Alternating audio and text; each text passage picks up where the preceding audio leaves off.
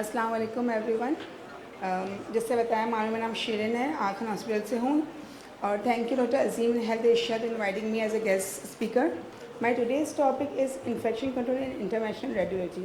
As we all are working in radiology department and most of us are working in interventional radiology, so we need to follow the infection control practices in radiology department. So let's discuss the objective of the today's session. We're going to define what is infection control, understand the chain of infection, identify hospital-associated infection and its impact, define standard precautions, discuss when and how to perform hand hygiene, list down the measures of infection prevention in interventional radiology, and then we'll go to the conclusion. What is infection control actually is? Infection control is the discipline which deals with preventing or stopping the spread of infection in healthcare settings and prevention of healthcare-associated infection. Basic knowledge of infection control is essential for whom? For all of us. For protect yourself, protect your patients, and protect family and visitors. What are the effects of infection? If anybody get the infection in the hospital, what could be the effects on patient first? So it will increase the suffering of patient and family. It will increase the hospital stay. It will increase the cost of the stay, and also it will give the chance of it will increase the chance of death in the family. And what could be its effects on healthcare workers? It could be it injures your health and also your family health because germs are everywhere. To understand the concept of how do we stop the spread of infection, we need to understand chain of infection. There are 6 links in the chain of infection. First is infectious agent, second is reservoir, third is portal of exit, fourth mode of transmission, fifth portal of entry, and the last one is susceptible host. Let's go into the detail of this thing. What could be the agent? Bacteria, viruses, parasites are the agents. How they grow or where they live. So reservoir is the place where they live. Who can be people, animal, wild animal, food, soil and water. And how it get out from that area can be mouth, from vomiting and saliva. It can be from the cut skin, from the blood, and also during diapering and toileting the stool. And afterwards, how it will transport to another patient from the contact with the hands, eye, toys or sand, and then from the droplet, like if you sneeze, speak or cough, it will. This is the mode of transmission of the organism. And then the portal of entry, how it's entered in the other body, from the mouth, cut in your skin, and also from your eyes. And who is the susceptible host? The patients who are immunocompromised, elderly patients, small babies, children, and who have low immune system and who are not immunized.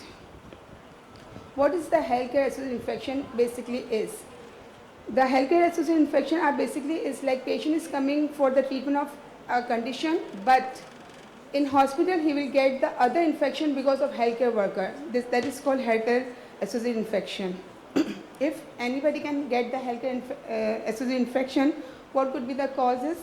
The illnesses will be more serious, prolongation of the stay in the hospital facility, long-term disability, excessive death, high additional financial burden on the family, and high personal cost for families and patients.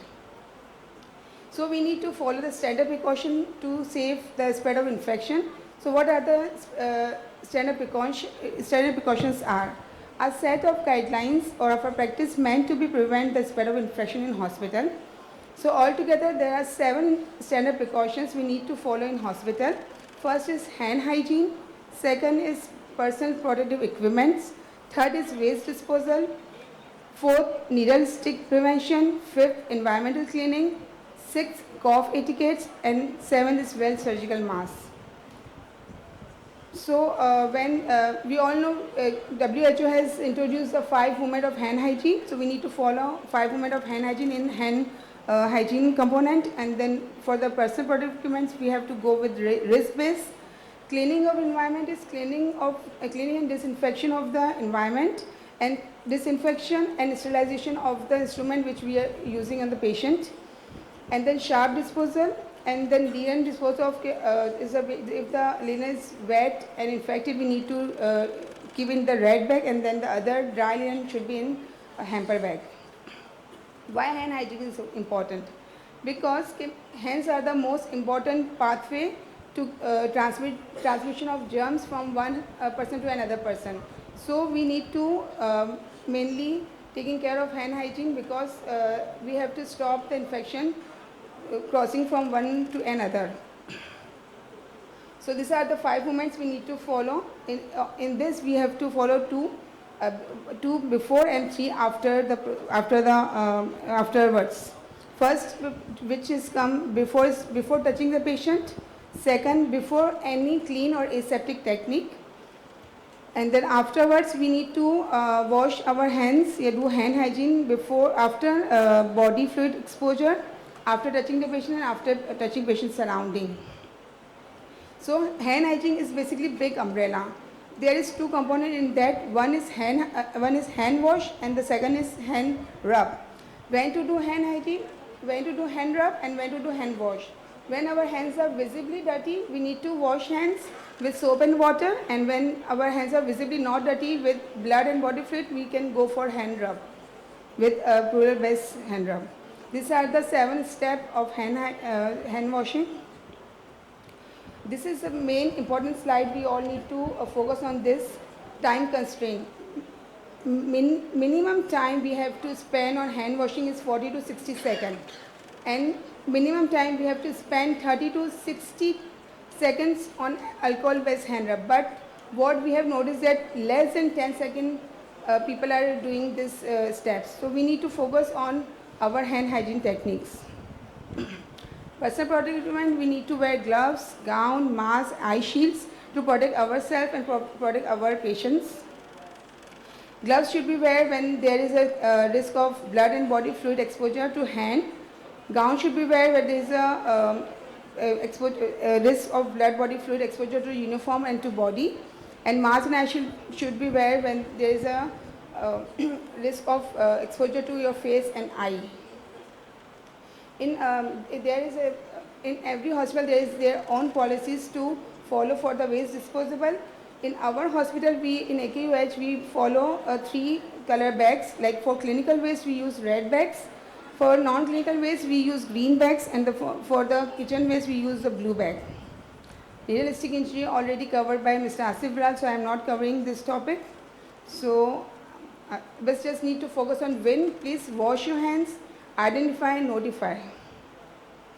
Safe handling of linen. If the linen is wet and it's with the blood and body fluid, you need to put in the red bag and then the hamper bag.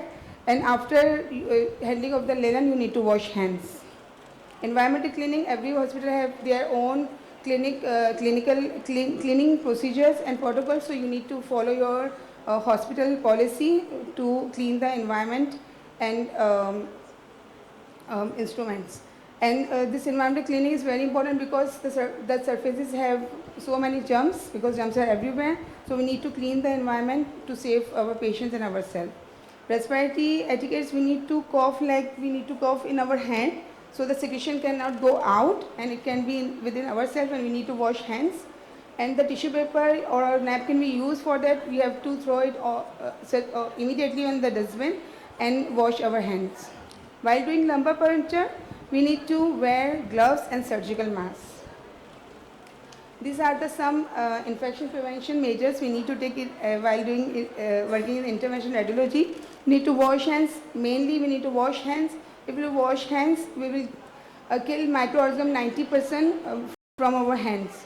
We need to focus on standard precautions.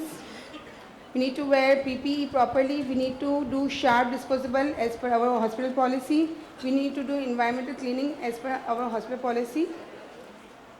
Lastly, I just wanted to conclude my slide with this. If we have a sound knowledge of chain of infection, so we can break the chain and we can stop the spread of infection. So infection control is everyone's responsibility. Thank you very much.